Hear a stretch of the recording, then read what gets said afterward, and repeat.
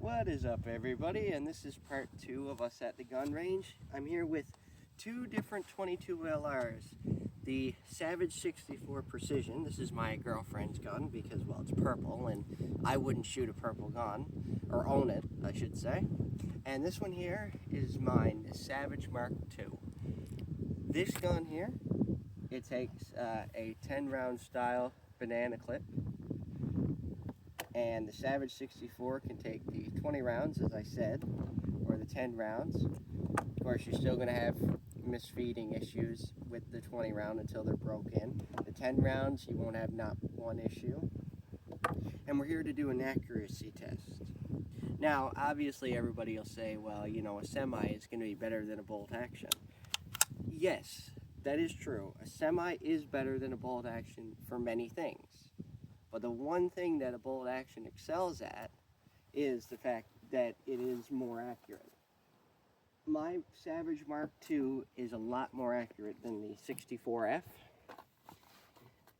And also, I should also state that both these firearms are made in Canada, which is a bonus. So what you do is you take your 10 round, you load it up. Also, I'm using the Cadwell Firearms Rest. These things are amazing. So you load it up, make sure your safety is off, which red is dead, S for safe. Just a little tang safety on the side. These magazines are really nice. Then I just aim with the all famous AccuTrigger.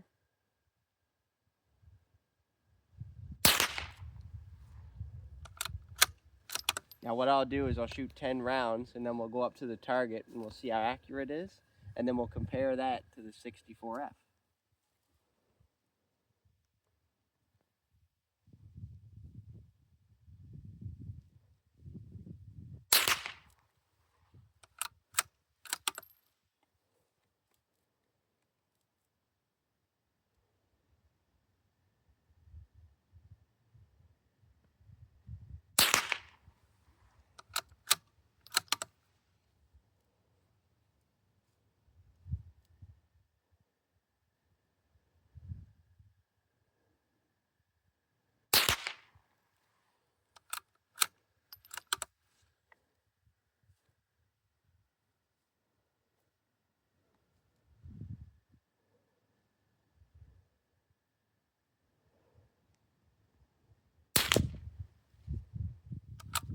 That was a CCI quiet round. That's why it sounded quieter, because unfortunately, suppressors are illegal in Canada.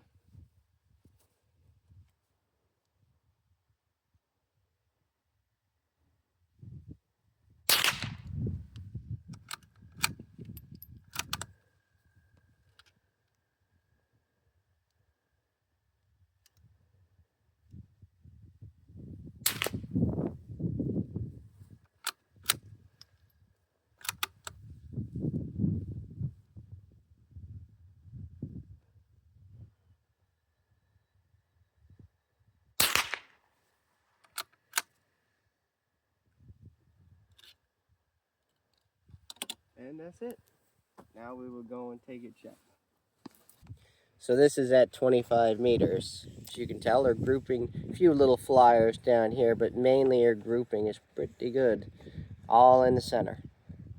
Like I said, she's a very accurate firearm. Very accurate and very reliable. It's one of my favorite 22s to shoot. Bolt action, that is.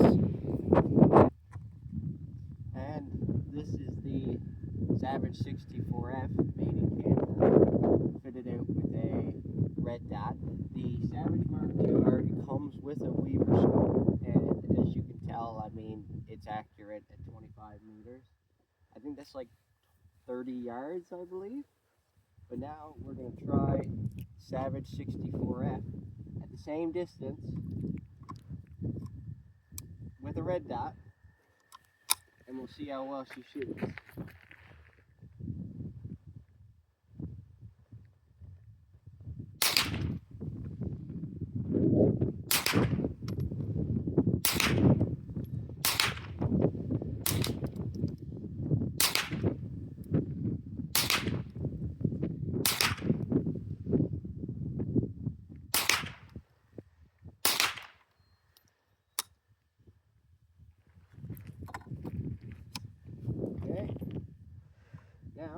go and take a look.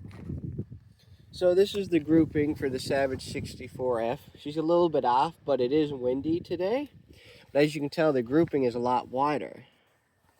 Where it's a semi-auto, if you compare it to this one here, I mean, I had multiple shots in there. Yes, there was a few flyers, but generally speaking, she's within the margin of error.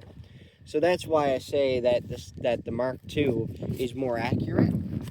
For plinking, you know, if you want to go plinking, or if you just want to just shoot, well, semi-auto. But if you're going to go hunting, or you want to be accurate for anything, the Mark II is the way to go. It might be slower, but that first shot always counts. And as you can tell, the shots are better out of the Mark II than the 64 when it comes to accuracy-wise. But it's all about personal preference. I mean, if you're a guy who just goes to the range and don't go hunting, then yes, go with the Savage 64F, go for a semi, because you're going to be shooting more. But if you're a guy who's more for just that one shot at a rabbit or a squirrel or a grouse, go for the Mark II, because that's where you're going to get it. That's where you're going to hit your animals too. I'm not saying you're not going to hit your animals with the semi. It's just that you have a better chance with a bolt action, because bolt actions are generally more accurate than semis.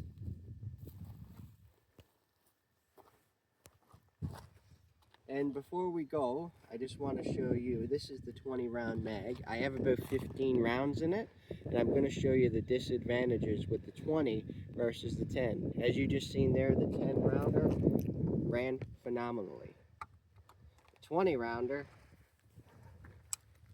hear that click, then pull back, make sure it's round chambered, and we'll show you. Turn the red dot on.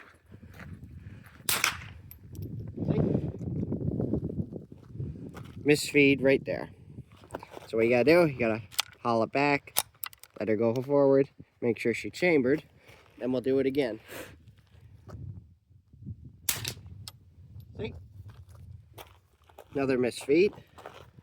Haul her back. Now she does get herself out of it over time, but it does take a while. It takes about probably 6 to 8 cycles of a 20 round mag in order for it to stop misfeeding. Ow. Another misfeed. Cock it back. Try it again.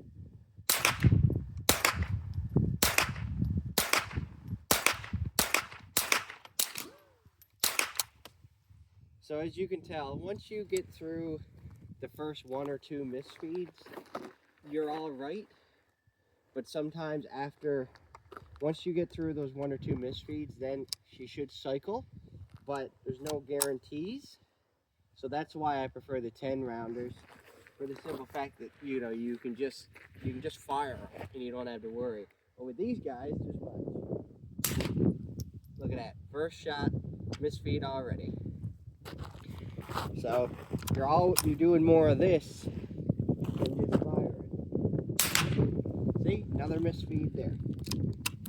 Another misfeed. So that's 3 misfeeds so far, and I've only shot two shots. See? Another misfeed. That's 4. Shit. That's 5 right there. So that's why I prefer the other mags. That's 6 misfeeds. Now. See? But with the 10 rounders, I'll show you the difference. 10 round mag here. Load it up.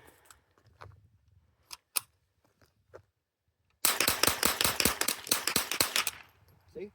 Ran phenomenally. And that's the reason why. Well, I hope you all have enjoyed this episode of DB Outdoors. Don't forget to like and hit that subscribe button. And let me know in the comments which firearm you prefer when it comes to the 22. Do you prefer a semi for quick follow-up shots, or do you prefer a bolt action for more accuracy? Let me know in the comments, and happy shooting.